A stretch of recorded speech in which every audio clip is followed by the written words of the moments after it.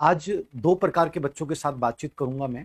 एक वो बच्चे हैं जो पहली बार बीएड कर रहे हैं या बीएड करके बाहर निकले हैं, जिनका अभी रिट भी क्वालीफाई नहीं है। एक वो बच्चे हैं जो ऑलरेडी रिट क्वालीफाई कर चुके हैं, अभी ग्रेड 3 का भी एग्ज़ाम दिया था, लेकिन कुछ अंकों की वजह से, कुछ डिलीट पर्सनों की वजह से वो बाहर हो गए और बड़े निराशा में डूबे हुए हैं कि सर क्या करें? और एक वो बच्चे हैं जिनको पता था कि ग्रेड 3 में हमारा नहीं होगा और अब आगे को लेकर उनको लग रहा है कि सर अध्यापक भर्ती परीक्षा के बारे में आपका क्या आइडिया है? और क्या हमें अभी से तैयारी शुरू कर देनी चाहिए, इंतज़ार करना चाहिए? क्या संभावनाएँ हैं? सोशल मीडिया पे कोई कहता आएगी, कोई कहता नहीं आएगी, कोई कहता डीपीसी होने के बाद आएगी, बहुत सारे सवाल हैं। मैं इन सभी सवालों का जवाब इस वीडियो के माध्यम से देना चाहूँगा। तो ये वीडियो उन सभी बच्चों के लिए है, जो 2027 में अध्यापक बनना चाहते हैं। मैंने 27 इसलिए लिखा है कि जो ग्रेड 3 की भर्ती आगामी पूरी होगी वो 27 में होगी और अपन उम्मीद करते हैं कि 27 में पूरी होकर और आपको नियुक्ति मिल जाएगी, क्योंकि 2026 तक ज़्यादातर इस भर्ती प्रक्रिया का मामला सलटेगा। और चूंकि डीपीसी का मामला भी जो है वो सुलझ जाएगा, इसलिए अपन निश्चित रूप से मान सकते हैं कि आपके दिमाग में आता है कि सर कहाँ से आएंगी भर्तियां। 100% वैकेंसी आएंगी और बहुत अच्छे पदों पे आएंगी। यानी कुल मिला के इस बार जो भर्ती आई थी उससे ज्यादा पदों पे आगामी अध्यापक भर्ती परीक्षा आपकी होने वाली है। और आप ये सोचते हैं कि बहुत लंबा टाइम है, मैं कहता हूं कि कोई लंबा टाइम नहीं। मेरा ये मानना है कि जब कोई अभ्यर्थी किसी चीज की प्रिपरेशन करता है और वो जब तक कम से कम 10 बार उस टॉपिक का या उस सिलेबस का रिवीजन नहीं कर ले, वो कम से कम अपने शॉर्ट नोट्स नहीं बना ले, वो कम से कम 6-5 साल के पीवाईक्यू का बहुत अच्छे से एनालिसिस नहीं कर ले, तब तक वो उस भर्ती के लिए तैयार ही नहीं है। ये कोई जोकर वाला काम नहीं है कि आप अचानक से भर्ती आई, खड़े हुए और आपने पेपर दिया और आपके तुक्के सद गए और लग गए, ऐसा काम नहीं है। अब आने वाला टाइम है जहां आपको सिंसियरली चीजों को करना पड़ेगा, जहां पैटर्न को समझना पड़ेगा, खुद सेल्फ स्टडी बहुत अच्छे से करनी पड़ेगी। तो ये आज का वीडियो उन सब बच्चों के लिए है जो इस भर्ती परीक्षा को अपना मानते हैं कि हमारे लिए बहुत बड़ा अवसर है और हमें इसको देना है। मैं दोनों के लिए बातचीत करूंगा।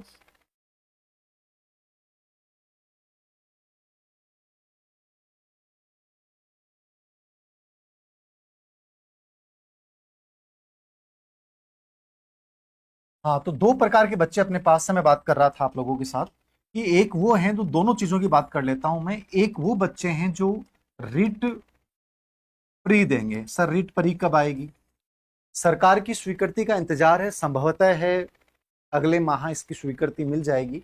तो माध्यमिक शिक्षा बोर्ड के लेवल पे ये तैयारियां लगभग पूरी हैं। तो अपन ये मान के चलें कि अगस्त के बाद कभी भी रीट परी का एग्जाम हो सकता है। जो बच्चे पहली बार रीट क्वालिफाई करना चाहते हैं उसको सीरियस लेना, इसलिए कह रहा हूँ क्योंकि पिछली बार का जो रीट परी था उसमें बहुत सारे बच्चे रह गए, मतलब क्वालिफाई नहीं कर पाए। तो इसको सीरियसली लेना है। और आप मेंस को दिमाग में मत रखिए। आपको कई लोग कहेंगे मेंस लो मेंस लो, मैं ये कहता हूं कि यदि रीट परी को ढंग से क्वालिफाई कर लिया, 60 से 70% नंबर आपने बना ली, इसका पूरा सिलेबस अच्छे से कवर कर लिया, आपकी मेंस की लगभग ये मान के चलिए कि 60% तैयारी पूरी होगी। और 60 नहीं, मैं तो मानता हूं 70% तैयारी होगी। रीट परी में आपको क्या पढ़ना होता है? आपका सबसे इंपॉर्टेंट सब्जेक्ट है साइकोलॉजी। साइकोलॉजी करना है। ये सेम का सेम आपके ग्रेड 3 में आएगा। यहां साइकोलॉजी रीट की आपने ढंग से कवर कर ली, ये 30% ढंग से समझ लिए, क्योंकि बढ़िया लेवल का मनोविज्ञान। केवल आरपीसी में भी इतना अच्छा मनोविज्ञान नहीं आता जितना रिट में आता है। तो इसको शानदार तरीके से पढ़ो। सीटेट भी हो जाएगी, सेंटर की डी ट्रिपल एस भी, केवीएस, सब भर्तियों की प्रिपरेशन हो जाएगी। इसको ढंग से तैयार कर लो। टीचिंग मेथड आपने तैयार कर लिया, ये आपके सब जगह मेंस में भी काम आएगा, आगामी जितने भी सेंटर की भर्तियों में काम आएगा। आपका सब्जेक्ट 6 से 10 तक की जो बोर्ड की बुक्स हैं उनको तैयार कर लो। सब्जेक्ट तैयार कर लिया, टीचिंग मेथड तैयार कर लिया, साइकोलॉजी, इन पे ढंग से फोकस करो। सब्जेक्ट 6 से 10 तक का आपने तैयार कर लिया, आरबीसी बोर्ड की बुक्स को तैयार कर लिया, आपका 20 से 25% जीके भी तैयार हो जाएगा इसके साथ। क्योंकि लगभग अधीनस्थ सेवा चयन बोर्ड के जो प्रश्न होते हैं वो इन किताबों से आते हैं। इन 3 पार्ट पे फोकस किया। फिर आपने लैंग्वेज चुनी, हिंदी या इंग्लिश। इंग्लिश तब चुनिए जब आपको इंग्लिश थोड़ी ठीक आती है और आप सीईटी, आरएएस इन भर्ती परीक्षाओं को भी देना चाहते हैं, तो इंग्लिश अच्छा ऑप्शन है। अन्यथा आप संस्कृत में जाएं, जो भी जाएं, दोनों भाषाओं में से हिंदी आपके सब जगह आएगी, चाहे आप सीईटी दो, चाहे आगामी कोई भी भर्तियां दो, लगभग हिंदी आती है, तो वो भी आपका आगे आगामी रूप से काम आएगा। सब्जेक्ट आपका हो गया, साइकोलॉजी आपका हो गया। एक सेकंड लैंग्वेज हो सकता है, यदि आपने संस्कृत ली तो जो संस्कृत से नहीं हो उनके आगे कोई काम नहीं आएगा, बट फिर भी आपको रीट क्वालिफाई करने के लिए वो क्या है, जरूरी है। तो आप रीट को लेकर क्या सर पढ़ें? साइकोलॉजी के लिए मैं ये कहूंगा मेरी वाली बुक जो है पढ़ लें, क्योंकि अभी रीट के लिए नई बुक आने वाली है, पुराने वाली मत पढ़ना, रीट के लिए भी जस्ट नई बुक आएगी, चाहे तो समग्र मनोविज्ञान लेना है कोई भी लेना, ठीक है। टीचिंग मेथड के लिए आप डीएलएड की जो भी आपकी किताब चलती थी बीएड या बीएसटीसी लेवल पे, आपको मेरे अनुसार शुरुआत वहां से करनी चाहिए, क्योंकि एज इट इज वो लैंग्वेज आती है। बाकी मार्केट में बहुत सारी गाइडें हैं लेकिन वो परफेक्ट नहीं है। इसकी यद्यपि पीवाईक्यू की बेस की किताब मैं भी निकालूंगा, लेकिन टाइम लगेगा, वो पीवाईक्यू बेस होगी, यद्यपि सब चीजें उसमें डालेंगे, लेकिन कोई भी डीएलएड लेवल पे या बीएड लेवल पे जो आपकी टीचिंग मेथड की किताब थी वो मिल जाती है, तो वो आप पढ़िए या फिर मार्केट से कोई गाइड लेके आ जाइए। राजस्थान वो अपना सब्जेक्ट है वो राजस्थान बोर्ड की बुक से तैयार करें, या कोई स्पेशल कोई अच्छे राइटर ने गाइड लिखी है, या आप कोई कोचिंग कर रहे हैं। ये दो राय है कि सर कोचिंग करें कि नहीं करें। मेरे अनुसार यदि सेल्फ स्टडी भी करते हैं तो कोचिंग की कोई जरूरत नहीं है, ये ढंग से ईमानदारी से मेहनत करते हैं तो हो जाएगी रीट।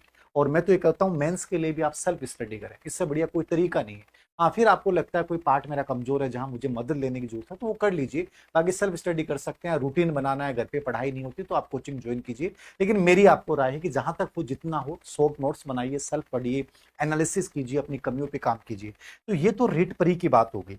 अपनी मान के चलते हैं कि सितंबर अक्टूबर में ये एग्जाम हो सकता है।